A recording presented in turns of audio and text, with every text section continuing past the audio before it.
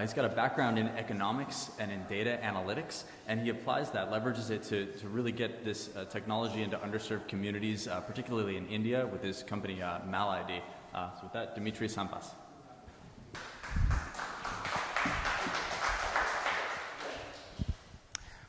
Excited to make my Bill debut here. It's one of my favorite organizations, and I've enjoyed coming to these conferences, and super stoked to be up here now. So I'm going to talk to you guys a bit about the AI in healthcare and the future thereof. AI is more and more has more or less become a household term.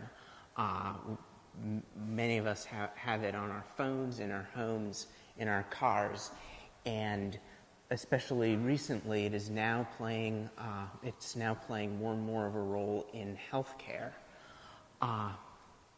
Wanted to tell you a quick story, and this is by no means an isolated incident, but a couple years ago, a child presented at a Boston area ER with acute liver failure and a variety of other life-threatening symptoms.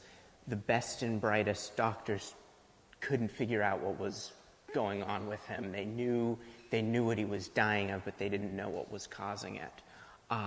They sprung into action, running all of his genomics, trying to figure out what was going on, what was wrong with him, and they were able to match his case with a few other kids who had similar things go wrong, but this algorithm they had run basically told them that a certain therapy would work on him, but had no actual proof in their no medical proof that this would actually cure him.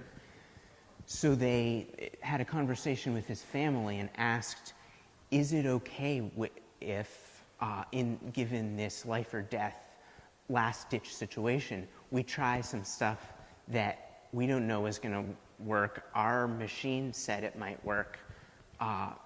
Should we give it a try? And they said, absolutely. If it doesn't save him, it might save someone else later. Sure enough, it worked perfectly. He made a full recovery, and we still don't know exactly why it worked. But this algorithm clearly does. So this was put into place by one of the leading doctors at Children's Hospital Boston and at Harvard Medical School, who's Zach Cohane, who's a major proponent of AI for healthcare. So does this mean that that AI knows better than your doctor? Should AI just replace doctors? Should you, instead of going into a doctor, just log into your computer and open your mouth and type in your symptoms and have it spit back out a diagnosis and prescribe you meds?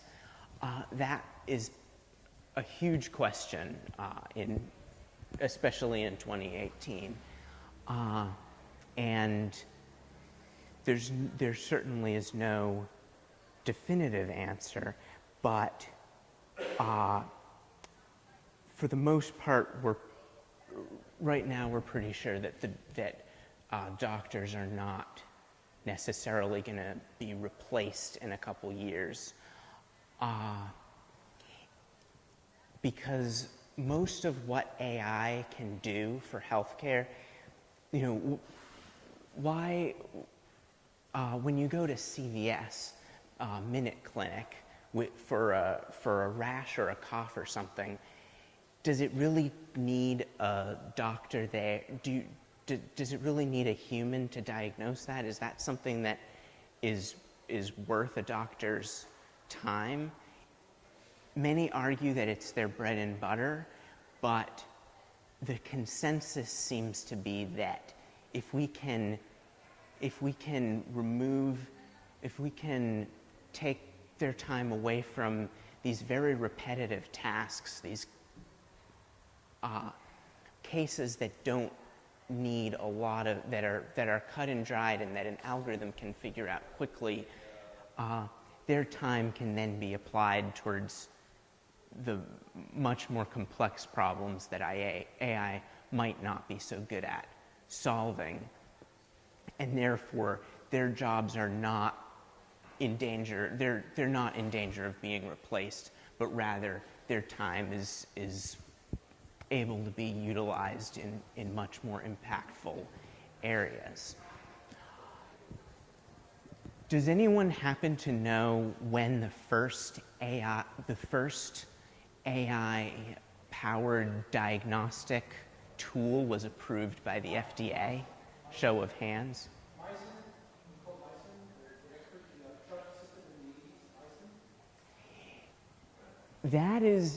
That's kind of in the category, but I don't know. I'm not an expert on that, so I don't know exactly. I think it's more of a data collection tool that collects and presents the data. I'm not sure. I don't know about it, so I don't think it.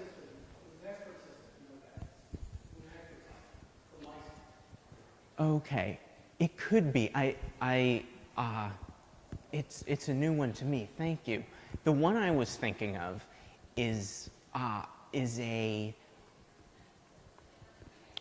screening tool for diabetic retinopathy, where it can detect this condition in someone by taking a picture inside their eye. It was approved in April of 2018. So, and that is the first of probably many FDA approvals to come. So times are a-changin', and it's certainly a topic that we will be discussing in the coming few years. Thank you. Questions? Sorry I didn't know more about that one. I'll definitely look it up, and definitely happy to talk after too. Yeah, any questions for Demetri? Yep. Yeah, let's go back to the back. Now that we have really good, tiny parts per billion sensors, what do you think is possible in terms of like having someone's breath analyzed or other things in a sort of AI learning type approach? I know that people are doing things like blood sugar levels from breath now and detecting certain cancers. Have you followed this at all? What's not possible?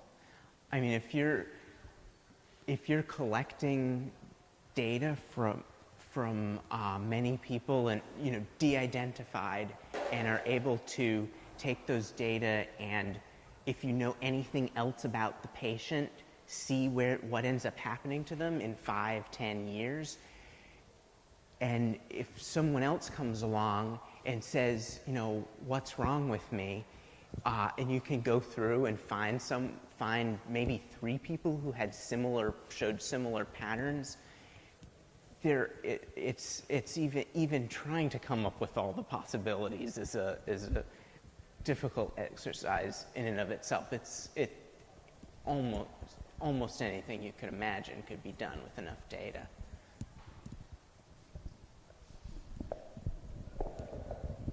So one thing that I've noticed over my lifetime, having had certain health problems where I had multiple doctors, is how much they can completely disagree with each other. They have their own personal body of knowledge that they're going with, and these gut hunches.